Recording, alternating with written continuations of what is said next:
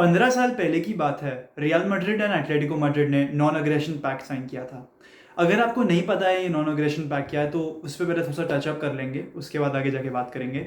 Basically ये non aggression pact में ये लिखा गया था कि दोनों क्लब्स अपने सिटी राइवल के अकेडमी में से प्लेयर्स नहीं उठाएंगे। एंड लगभग एक महीने पहले की बात है जब ये कॉन्ट्रैक्ट या फिर पैक्ट ख़त्म हो गया था and they didn't think of extending it further. अभी फैंस के बीच में एक बहुत बहुत ज़्यादा बड़ा क्वेश्चन उठ गया था कि क्या ये दोनों क्लब्स का कहीं ना कहीं रिस्पेक्ट या फिर रिलेशनशिप ख़त्म कर देगा, जो कि अब मुझे बहुत लाइकली लग रहा है बिकॉज एक महीना भी नहीं हुआ है and Real Madrid already are targeting at Atletico Madrid's youngster Jesus Fortea. ठीक है, बेसिकली अगर आपको नहीं मालूम है ये कौन है, he is a right back. ये वालेंसिया से हैं, जो कि करंटली एटलेटिको मैड्रिड की अकेडमी के लिए खेलते हैं। बहुत यंग हैं ये, मुझसे खुद 4 साल छोटे हैं ये। He is 15 years old and he is linked with a move to Real Madrid's academy.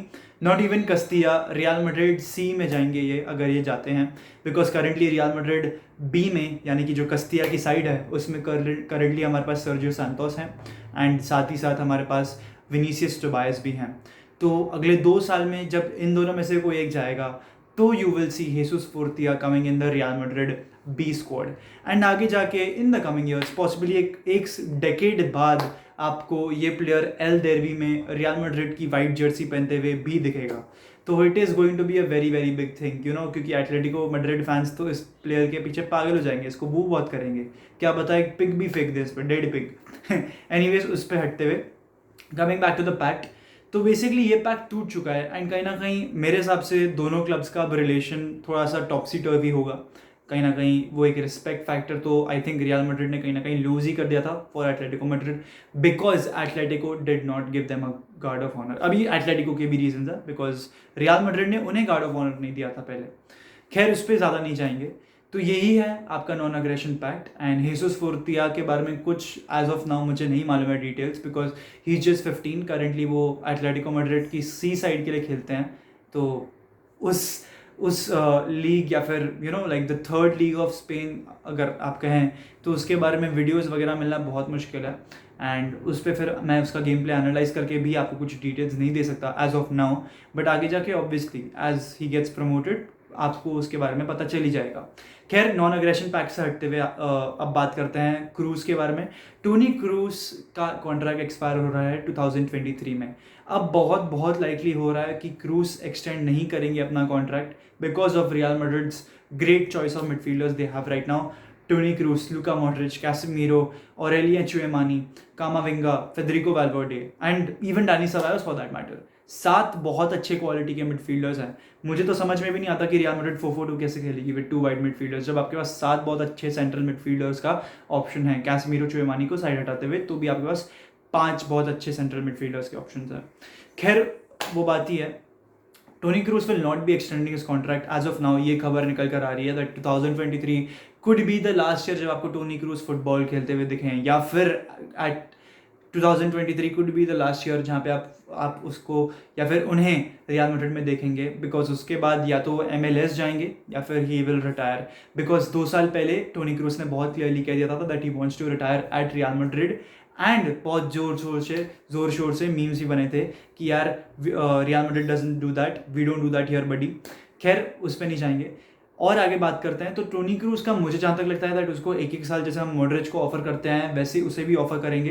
Tony Kroos is here to stay in my opinion for a year और 2 more. I don't see him leaving in 2023, although I am not ruling out a possibility all together, but मेरे हिसाब से given by how Toni Kroos has been for Real Madrid, I mean Ancelotti को भी उसने काफ़ी help out की थी tactically speaking in the games against Man City जब एक्स्ट्रा टाइम में गया था, सेम अगेंस्ट चेल्सी जब गेम एक्स्ट्रा टाइम में गया था। तो Toni Kroos can be a helping hand in that Real Madrid squad if he does not start regularly. Basically एक सिमिलर रोल जो मार्सेलो ने प्ले किया था for Real Madrid in this last year, a helping hand, being the leader in the team. Toni Kroos पेकट लेके एक ऐसा role निभा सकते हैं। Not saying that he join the managerial team, obviously not, but एक प्लेयर होंगे वो जो गाइड करेंगे हमारे यंगस्टर्स चुएमानी, वैल्वर्डे एक्सेट्रा को। अब बात करेंगे मार्को असेंसियो के बारे में। तो Real Madrid are valuing him at 50 million. काफ़ी reliable sources Mario Cortegana etcetera claim कर रहे हैं that Real Madrid won't sell Marco Asensio for less than 50 million. अभी 3 सोर्सेज हैं जो ऐसा क्लेम करती है। एक तो कोई बहुत अनरिलायबल जर्नलिस्ट ने पहले क्लेम किया था, साथ ही साथ मारियो कोर्तेगेना जो कि मार्सा से हैं उन्होंने भी ये क्लेम किया है। उसी साथ ही साथ if I am not wrong होर्हे पाइकॉन ने भी ये क्लेम किया है। He is from the Orejas if you all didn't know. इन्होंने क्लेम किया कि रियल मैड्रिड उसको 50 मिलियन में वैल्यूएट कर रही है। अब कैसे रियल मैड्रिड उसको 50 मिलियन में वैल्यूएट करती है वो मैं नहीं जानता, बिकॉज उसका लास्ट ईयर रह गया कॉन्ट्रैक्ट में। He should be for 30-35 million. And Premier League से भी इंटरेस्ट है उसके लिए। Arsenal, Liverpool are interested in Marco Asensio. अगर आप लोगों को नहीं मालूम है तो लिवरपूल को इन पर्टिकुलर मार्को असेंसियो में इंटरेस्ट बहुत ही लंबे टाइम से रहा है। अगर आप लोगों को नहीं मालूम हो तो 2019 से Liverpool have been interested in Marco Asensio.